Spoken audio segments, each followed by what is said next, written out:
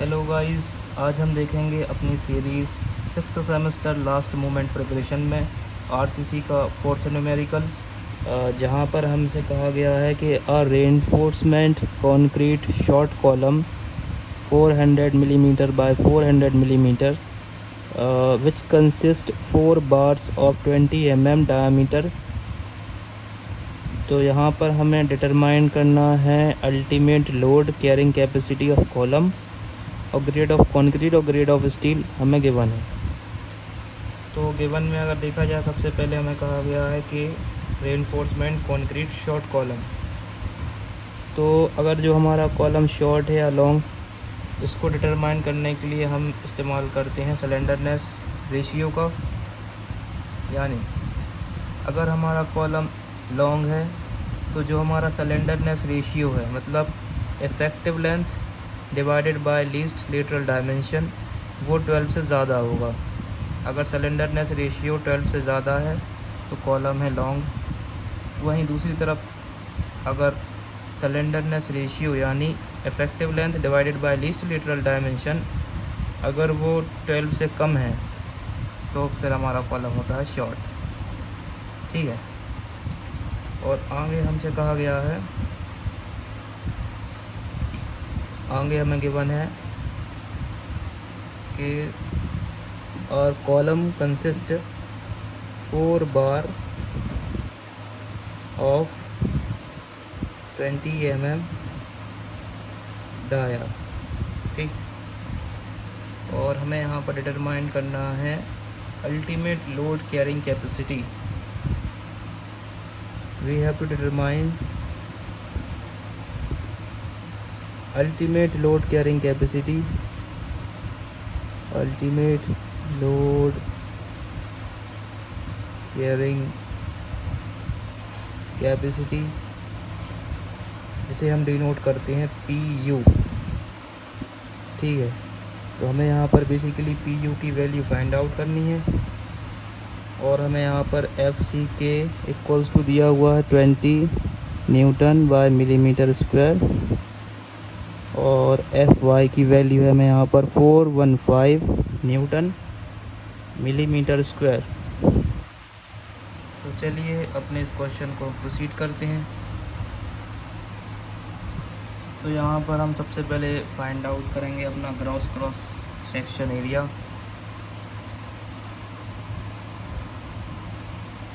Gross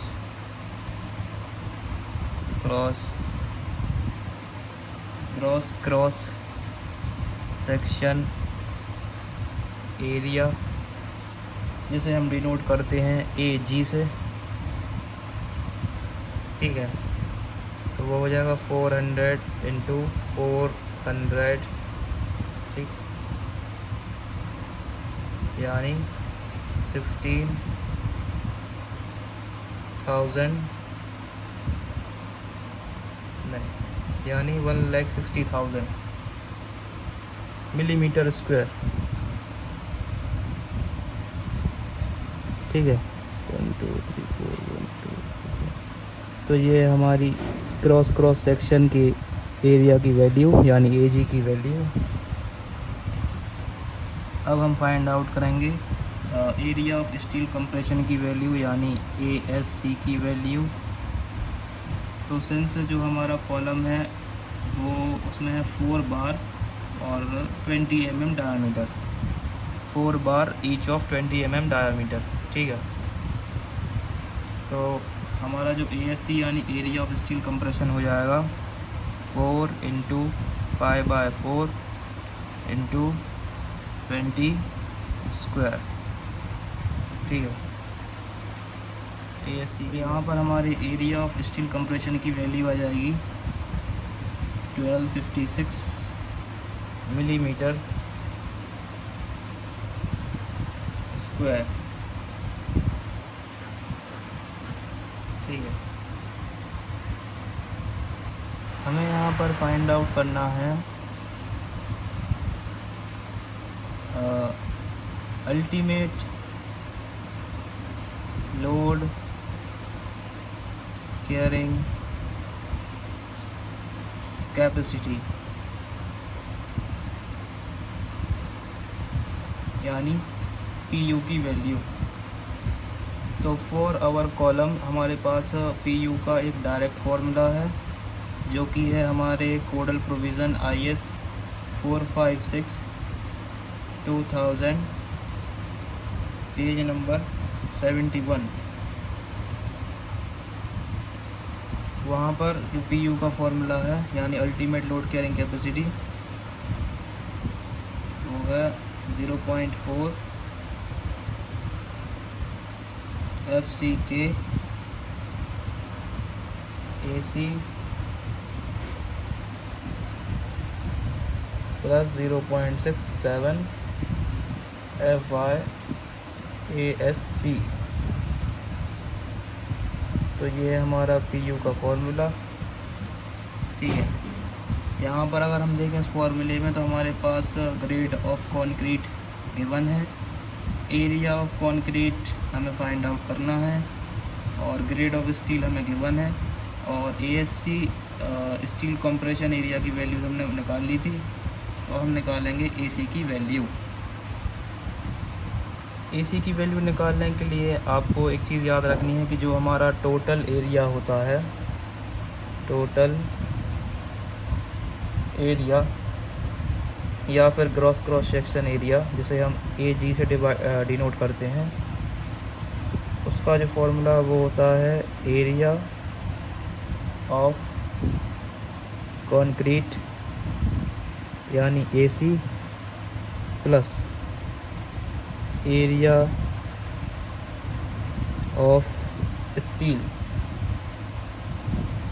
compression यानी ASC, ठीक है। तो AG की वैल्यू आई थी हमारी इतनी, AC की वैल्यू फाइंड आउट करनी है और ASC की वैल्यू थी इतनी।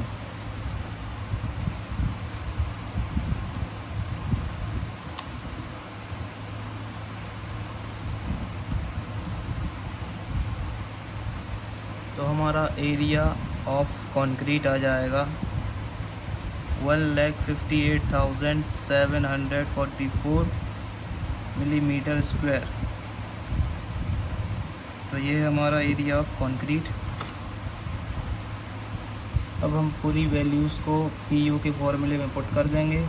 तो हमारा ultimate load carrying capacity PU का फॉर्मूला हो जाएगा 0.4 और ग्रेड ऑफ कंक्रीट है 20 और AC की वैल्यू आई है 158,744 प्लस 0.67 और ग्रेड ऑफ स्टील की वैल्यू है 415 और AC की वैल्यू है 1256।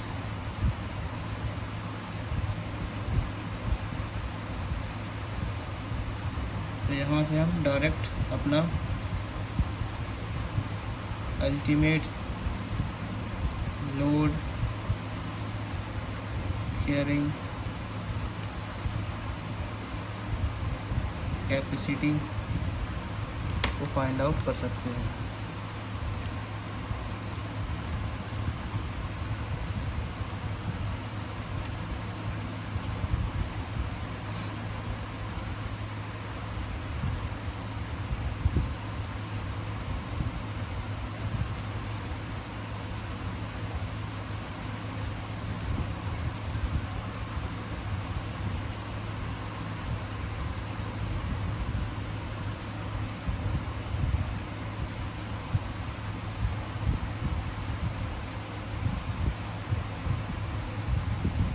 तो हमारी ultimate load carrying capacity PU की वैल्यू आ जाएगी कुछ इतनी 16, 19, 18, 2.8